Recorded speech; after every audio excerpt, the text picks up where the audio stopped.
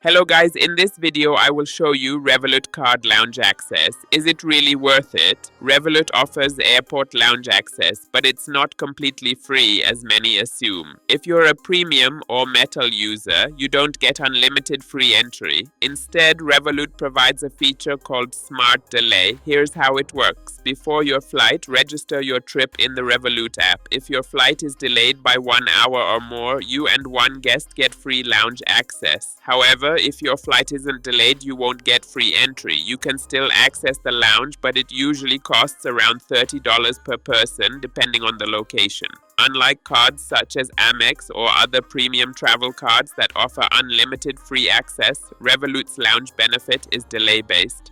So, is it worth it? If you travel frequently and often face delays, it's a great perk. But if you rarely fly or prefer guaranteed access, you might be better off with a dedicated lounge membership card. Don't forget to like this video, subscribe to our channel, and share it with friends for more useful mobile and tech tips.